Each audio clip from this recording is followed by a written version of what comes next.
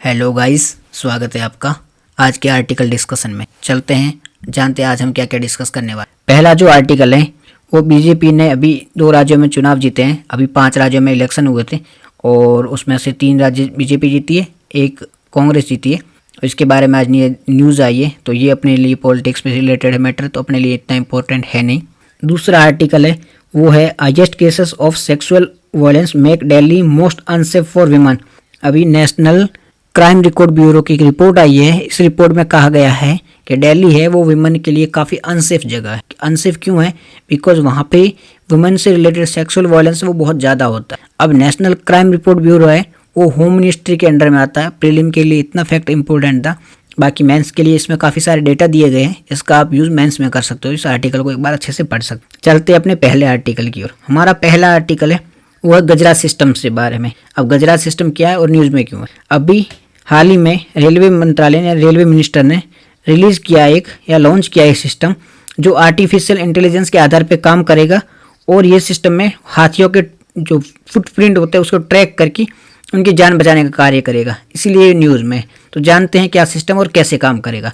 दरअसल गजरा सिस्टम एक आर्टिफिशियल बेस्ड एक सिस्टम है। इसके माध्यम से जब हाथी होता है उसमें बहुत वेट होता है, एलिफेंट में बहुत ज़्यादा वेट होता है, हम सब जानते हैं। जब वो ज़मीन पे पैर रखेगा तो उससे क्या वाइब्रेशन जनरेट होगी और हमारे जो ज़मीन है वहाँ पे बहुत सारी केबलें बिछाई गई है। तो उस केबल के माध्यम से वो ट्रैक हुआ है, जो उसके पैर है उससे वाइब्रेट जनरेट होगी, उसको ट्रैक किया जाएगा। और ट्रैक करके आर्टिफिशियल इंटेलिजेंस जिससे ये गजरा सिस्टम काम कर रहा है वो उस वाइब्रेट को ट्रैक करके वार्निंग देगा, अलार्म देगा किसको? जो स्टेशन मास्टर है उसको। और स्टेशन मास्टर कोऑर्डिनेट करेगा जो लोको पायलट है उसके साथ में कि आसपास में कोई एनिमल है तो आप प्लीज़ कृपया करके अपनी जो ट्रेन है उसे केयरफुली चलाइए जिससे उसकी जान बचाई जा सकती। तो इस प्रकार से वो ट्रैक करके एक एनिमल की जान बचा सकता है। तो ये काफ़ी इफेक्टिवली है और इसको ऐसे एरिया में लगाया जाएगा जहाँ पर ये केस बहुत ज़्यादा होते हैं, वहाँ पर इस सिस्टम को बिल्डअप किया जाएगा। तो ये पूरा इस आर्टिकल के बारे में था। चलते अपने नेक्स्ट आर्टिकल की। हमारा नेक्स्ट आर्टिकल है वो 91st interpole general assembly meeting के बारे में। रिसेंटली इंडिया के डेलीगेशन ने 91st असेंबली की मीटिंग को अटेंड किया है। ये मीटिंग हुई थी वियना, ऑस्ट्रिया में। अब जानते हैं इंटरपोल के बारे में। उससे पहले हम ये जान लेते हैं कि 91st तो हुई है ऑस्ट्रिया वियना में, तो 90th की कहाँ हुई थी? 91वीं ऑस्ट्रिया में हुई, तो 90वीं मीटिंग थी इनकी। 90th मीटिंग वो हुई थी इंडिया, दिल्ली में। वहाँ पे काफ़ी सारी बातें की गई थी। जैसे उन बातों के बारे में कहीं भाई कौन कौन से संकल्प लिए गए थे, कौन कौन से स्टेप लेने की बात करी गई थी। तो इस जब इंडिया में होल्ड हुआ था, इसको इंडिया ने मेज़बान किया था या होस्ट किया था, तो financial crime, corruption, online child exploitation, इनसे ये जो क्राइम है इनसे रिलेटेड काफ़ी सारी और भी बातें होती थी। इसे कम करने की कोशिश की जाएगी, इससे रिलेटेड बातें की गई थी। ये की रेजुलेशन थे जो उस टाइम लिए गए थे। इंडिया में होता काफ़ी सारे की रेजुलेशन लिए गए थे। उसमें से क्या क्या थे? फाइनेंशियल क्राइम होता है उसको रोकना है, करप्शन बहुत ज़्यादा हो रहा है उसको रोकना है, ऑनलाइन चाइल्ड सेक्सुअल एक्सप्लोटेशन होता है उसको रोकने की कोशिश की जाएगी। इंडिया में 2022 में हुई थी ये 90वीं इंटरपोल मीटिंग थी। वो 91st कहाँ हो रही है? वियना, ऑस्ट्रिया में हो रही है। और इंडिया की बात करें, पहले तो इंडिया की बात करने से पहले एक बार इंटरपोल के बारे में जान लेते हैं। इंटरपोल जिसे इंटरनेशनल क्रिमिनल पुलिस ऑर्गेनाइजेशन भी कहा जाता है, जिसे इंटरनेशनल पुलिस या इंटरनेशनल पुलिस क्रिमिनल ऑर्गेनाइजेशन भी कहा जाता है। यह एक इंटर गवर्नमेंटल ऑर्गेनाइजेशन है। ये कैसा ऑर्गेनाइजेशन है? ये एक इंटर गवर्नमेंटल ऑर्गेनाइजेशन है। इसकी स्थापना हुई थी 1923 में, 1923 में इसकी स्थापना हुई थी। इसका हेडक्वार्टर लियोन, फ्रांस में है। ये फैक्ट याद रखना। पहले इंटर गवर्नमेंटल ऑर्गेनाइजेशन है, हेडक्वार्टर लियोन, फ्रांस में, स्थापना या एस्टैब्लिशमेंट 1923, 1923 में हुई थी। अब इंडिया है वो 1959, 1949 से ही इंटरपोल का मेंबर है, या इंडिया ने इंटरपोल को 1949 से ज्वाइन कर लिया था। इंडिया ओल्डेस्ट मेंबर में से एक है। जो इंटरपोल के ओल्डेस्ट मेंबर हैं उनमें से इंडिया भी एक है। ये इंटरपोल कई सारे नोटिस जारी करता है। नोटिस के बारे में जान लेते हैं, फिर इंडिया का इंटरपोल से क्या रिलेशन है उसके बारे में जान लेते हैं। तो पहले कौन कौन से नोटिस जारी करता है इंटरपोल? अलग अलग नोटिस करता जारी। जैसे पहले रेड नोटिस जारी करता है, फिर येलो नोटिस। अब जानते हैं रेड नोटिस इसका मतलब क्या होता है। ये नोटिस तब जारी किया जाता है जब किसी को वार्निंग दी हो या अरेस्ट करना हो कि भाई आपको हम अरेस्ट करेंगे, ऐसा नोटिस किसको जारी करना हो तब रेड नोटिस जारी किया जाता है। फिर येलो नोटिस तब जारी किया जाता है जब कोई पर्सन मिसिंग हो, उसे रिलेटेड डील करने के लिए येलो नोटिस जारी किया जाता है। फिर ब्लू नोटिस जारी किया जाता है एडिशनल जानकारी लेने के लिए, कुछ अतिरिक्त जानकारी इन्फॉर्मेशन लेनी हो तब ब्लू नोटिस जारी किया जाता है। ब्लैक नोटिस जारी किया जाता है कोई बॉडी है उसकी पहचान नहीं हो, अनआइडेंटिफाइड बॉडी हो, उसके लिए ब्लैक नोटिस जारी किया जाता है। ब्लैक काला नोटिस, कोई मर गया तो उसका शरीर वैसे काला पड़ जाता है तो उसके लिए ब्लैक नोटिस किया जाता है अनआइडेंटिफाइड बॉडीज के लिए। ग्रीन नोटिस इश्यू किया जाता है वार्निंग देने के लिए, कोई पर्सन है वो ज़्यादा क्राइम कर रहा है तो उसे वार्न करने के लिए ग्रीन नोटिस इश्यू किया जाता है। ऑरेंज नोटिस, ये पब्लिक सेफ्टी से रिलेटेड कोई इश्यू तब ऑरेंज नोटिस जारी किया जाता है। लास्ट में पर्पल नोटिस इश्यू किया जाता है जो क्रिमिनल है वो अनऑपरेंडी ऐसा कुछ अलग से काम करता है जो उम्मीद ही नहीं हो तो उसके लिए ये पर्पल नोटिस जारी किया जाता है। अब हम जानते हैं कि इंडिया की इंटरपोल के साथ में क्या पार्टनरशिप है या इंडिया इंटरपोल के साथ कैसे डील करता है। तो India one of the oldest member में से एक है। 1949 में इंडिया मेंबर बना था इंटरपोल का, या इंडिया ने ज्वाइन कर लिया था। इंडिया की ओर से कोऑर्डिनेट करता है सीबीआई है वो इंडिया की ओर से इंटरपोल के साथ कोऑर्डिनेट करता है। इंडिया ने जो अभी पुरानी 90th मीटिंग थी 2022 में वो इंडिया ने होस्ट करी थी, उसमें कई सारे संकल्प भी लिए गए थे तो वो भी काफ़ी इंपॉर्टेंट है कि इंडिया अच्छे से इसके साथ डील करता है। ये सब तो हो गया। अब जानते हैं सीबीआई के बारे में। सीबीआई के बारे में काफ़ी इसमें इन्फॉर्मेशन आई तो सीबीआई के बारे में भी जान लेते हैं। CBI central bureau of investigation इसकी फुल फॉर्म है। ये आता है ministry of personnel public governance and pension. Personnel public governance and pension ministry के अंतर्गत आता है। याद रखना ये कौन सी मिनिस्ट्री के अंतर्गत आता है, पर्सनल पब्लिक गवर्नेंस पेंशन, इस मिनिस्ट्री के अंतर्गत भी काम करता है। ये एक स्टेचुरी बॉडी नहीं है। क्या ये स्टेचुरी बॉडी है? नहीं है। कंफ्यूज हो जाए 90% आप यही कहोगे ये एक स्टेचुरी या वैधानिक बॉडी है, बट ये स्टेचुरी या वैधानिक बॉडी नहीं है। ये स्टेचुरी बॉडी भी नहीं है और मतलब ये एक एक्ट के द्वारा नहीं बनाई गई है। तो ये कैसे बनाई गई थी? ये मतलब जो भी एक डिसीजन लिया गया था, एक कमेटी इस्टेब्लिश की जाती है किस प्रकार से करप्शन होगा उसको रोका जाए।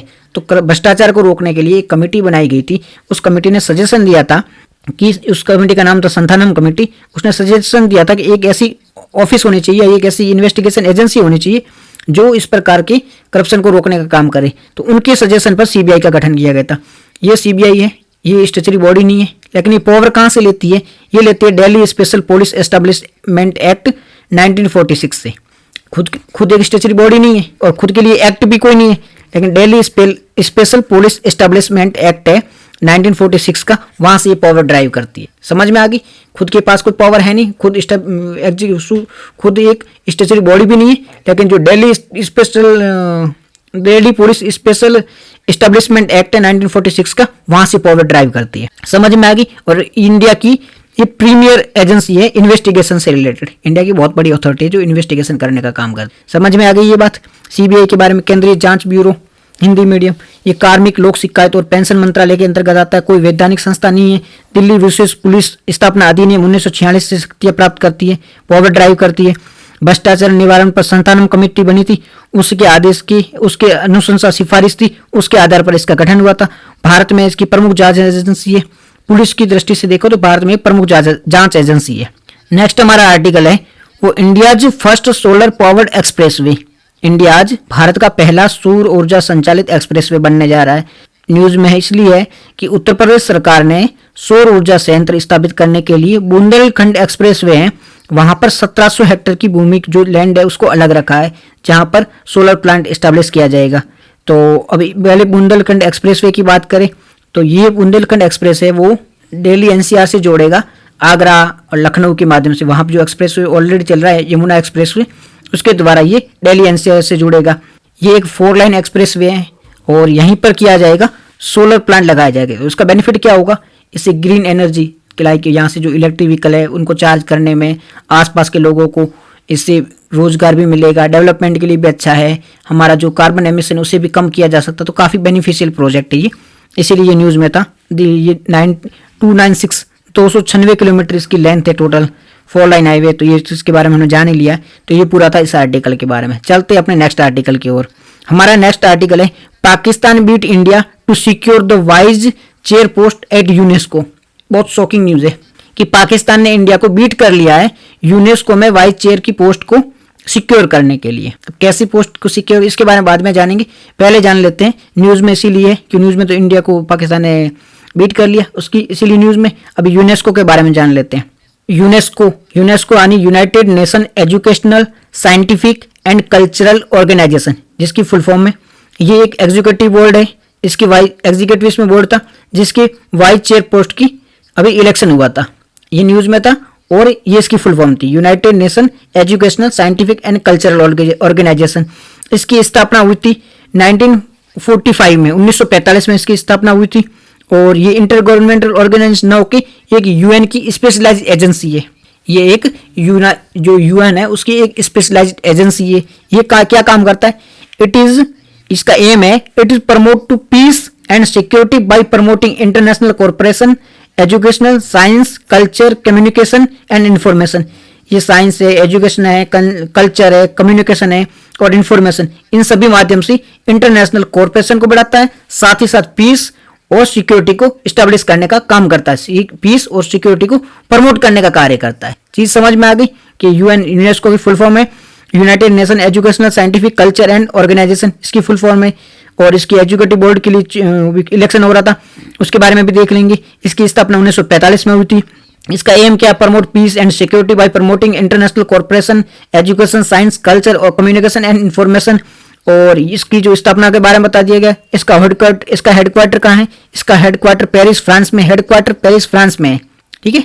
इसका हेडक्वार्टर कहाँ है? वो है पेरिस फ्रांस में। ये एक यूएन की स्पेशलाइज एजेंसी है। इसके मेंबर 194 194 देश इसके मेंबर है। 194 मेंबर है इसकी टोटल कंट्री, 194 इसके मेंबर कंट्री है और 12 एसोसिएट मेंबर भी है इसके साथ जुड़े हुए हैं। यहाँ पर टोटल 6 लैंग्वेज बोली जाती है। 6 लैंग्वेज कौन कौन सी है? एक तो चाइनीज है, रूसी है, अंग्रेजी है, फ्रेंच है, स्पेनिश है, अरबी है। ये 6 लैंग्वेज बोली जाती है। कौन सी है? अरबी, चीनी, अंग्रेजी, फ्रेंच, रूसी, स्पेनिश, ये 6 लैंग्वेज बोली जाती है। मतलब 6 लैंग्वेज का इसमें यूज होता है। यहाँ पर वोट में क्या सिस्टम होता है? वोटिंग में पर पर्सन एक वोट दे सकता है, एक व्यक्ति, एक देश एक ही वोट दे सकता है। और इसमें बजट वगैरह का नहीं, यहाँ पर इतना बजट है ऐसा कुछ, इररिस्पेक्टिव ऑफ उसका बजट है, उसका लिमिट है, उससे ऐसा नहीं, पर देश एक वोट दे सकता है। ये तो पूरी जो इसकी जनरल कॉन्फ्रेंस थी उसकी बात कर रहे हैं। वहाँ 2 साल में एक बार मिलते हैं और 4 साल के लिए टर्म होती है, वहाँ की बात कर रहे हैं। अब जनरल कॉन्फ्रेंस की बात करें जिसके 194 मेंबर है, 194 मेंबर है, 6 लैंग्वेज यूज की जाती है, जहाँ पर एक देश एक वोट दे सकता है। अब इसका एक एग्जीक्यूटिव बोर्ड भी होता है जो सारे डिसीजन लेता है। इस एग्जीक्यूटिव बोर्ड में टोटल मेंबर है 58, सारे देश इसके मेंबर नहीं, इसमें 58 मेंबर है। इसकी जो मेंबर होता है उनका टर्म होता है 4 ईयर के लिए टर्म होता है इसका। और इसमें क्या होता है, इसी के लिए अभी वो वोटिंग हो रही थी, बार बार मैं बोल रहा था ना एग्जीक्यूटिव बोर्ड, तो इसी के लिए अभी वोट हो रहे थे जहां पर पाकिस्तान ने भारत को बीट किया है। तो यहाँ क्या टोटल 58 कंट्री है, वो वोट देती है किसको इलेक्ट करना है। तो भारत भी इससे जुड़ा हुआ है। तो भारत और पाकिस्तान के बीच वोट हुए थे, पाकिस्तान को ज़्यादा वोट मिले 38, भारत को 18 वोट मिले और भारत इसलिए हार गया। काफ़ी शौक हुआ क्योंकि ज़्यादातर भारत को चांस था कि जो ग्लोबल साउथ की कंट्री है वो भारत को वोट देगी, बट उन्होंने नहीं दिया। वेस्टर्न कंट्री ने काफ़ी हद तक भारत का सपोर्ट किया, बाकी ग्लोबल साउथ वाले ने धोखा दे दिया। इस चक्कर में पाकिस्तान जीत गया। काफ़ी शॉकिंग न्यूज़ है। अब इंडिया और यूनेस्को के बीच में क्या मेंबरशिप है, इंडिया के और यूनेस्को के बीच में कैसे पार्टनरशिप होती है उसके बारे में जान। तो इंडिया यूनेस्को का मेंबर है 1946 से, 1946 से इंडिया यूनेस्को का मेंबर है। और इंडिया की ओर से Indian national commission for corporation with UNESCO, INCCU, Indian national commission for corporation with UNESCO, ये एक बॉडी है जो यूनेस्को के साथ में कोऑर्डिनेट करती है। ये इंडिया की एक प्रिंसिपल बॉडी है जो यूनेस्को के साथ में कोऑर्डिनेट करती है। Serve as principal body facilitating collaboration between India and UNESCO as mandate by UNESCO constitution. UNESCO के कॉन्स्टिट्यूशन के अकॉर्डिंग हर देश की एक बॉडी होनी चाहिए जो यूनेस्को के साथ कोऑर्डिनेट करे। तो इंडिया की बॉडी है Indian national commission for coordinate with UNESCO, INCCU body है। समझ में आ गया। इंडिया लीडरशिप करता है इंटेंजिबल कल्चर हेरिटेज को, जैसे कुछ छू नहीं सकते। इंटेंजिबल मतलब किसी वस्तु को छू नहीं सकते हैं, उसे इंटेंजिबल कहा जाता है। तो इंडिया उसको लीड करता है। इंडिया की अभी जो कोलकाता की दुर्गा पूजा है ना, दुर्गा माता की पूजा होती है, उसे यूनेस्को की लिस्ट में भी शामिल किया गया। Intangible cultural heritage of humanity उस लिस्ट में भी जो कोलकाता की में दुर्गा पूजा होती है, दुर्गा माता की पूजा होती है, उसे शामिल भी किया गया है। ठीक है, इंडिया इसको काफ़ी लीडरशिप भी करता है। तो इसीलिए ये इंडिया किस प्रकार से यूनेस्को के साथ भागीदारी करता है उसके बारे में था। और हिंदी मीडियम में एक बार देख लो, अमूर्त सांस्कृतिक विरासत का इंडिया नेतृत्व करता है और इसीलिए इंडिया 2022 से 26 के चक्कर के लिए अमूर्त सांस्कृतिक विरासत इंटेंजिबल कल्चरल हेरिटेज के लिए यूनेस्को की अंतर सरकारी समिति में एक महत्वपूर्ण इंपोर्टेंट भूमिका निभा रहा है। और कोलकाता में जो दुर्गा माता की पूजा है वहां पर इंडिया की अमूर्त सांस्कृतिक यानी इंटेंजिबल कल्चरल हेरिटेज की सूची में भी शामिल किया गया कोलकाता की दुर्गा माता पूजा को। अब नेक्स्ट हमारा आर्टिकल है वो यूएनएफओ के है। अभी यूएनएफओ ने कोप कॉन्फ्रेंस ऑफ पार्टी की 28th मीटिंग हुई थी, कहाँ हुई थी? यूएई में। तो वहाँ पे united nation food and agriculture organisation है, उन्होंने कहा कि जो क्लाइमेट चेंज हो रहा है उससे सबसे ज़्यादा अफेक्ट हुआ है वो एग्रीकल्चर सेक्टर ही हुआ है। विभिन्न देशों के अगर आप एग्रीकल्चर सेक्टर की बात करोगे तो जब से ये है क्लाइमेट चेंज हो रहा है उसके कारण जो टेम्परेचर चेंज हो रहा है, उसके कारण जो रेन पैटर्न है वो चेंज हो रहा है, सब कुछ चेंज हो रहा है। सीजनल कुछ सीजन ज़्यादा हो रहे हैं, जैसे विंटर सीजन छोटे हो रहे हैं, समर सीजन बढ़ रहा है, गर्मी बढ़ रही है। तो इससे क्या हो रहा है, इसका सबसे ज़्यादा इफेक्ट हो रहा है वो किसी एक सेक्टर पे हो रहा है, तो वो एग्रीकल्चर सेक्टर है। काफ़ी इसको नुकसान और काफ़ी देश है वो अभी लॉस फेस कर रहे हैं। तो ये पूरी न्यूज़ उससे रिलेटेड है। और फूड एंड एग्रीकल्चर के बारे में जो ऑर्गेनाइजेशन है उसके बारे में आप जानते होंगे।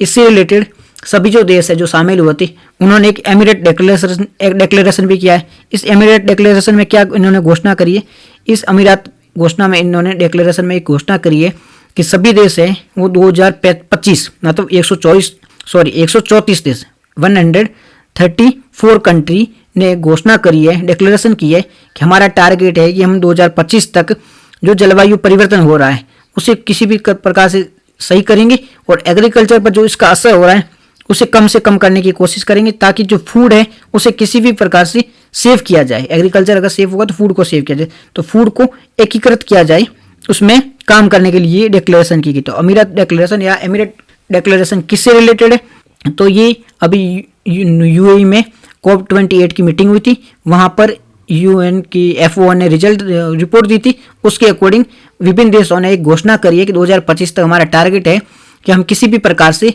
जो फूड और एग्रीकल्चर सेक्टर में इसका असर हो रहा है क्लाइमेट चेंज का, उसे कम करने का प्रयास करेंगे। तो काफ़ी पैसे दे देंगे। तो ये सारा इंपॉर्टेंट है नहीं, बस इतना ही इंपॉर्टेंट था। तो आज की डिस्कशन में इतना ही है। Thank you very much for discussion.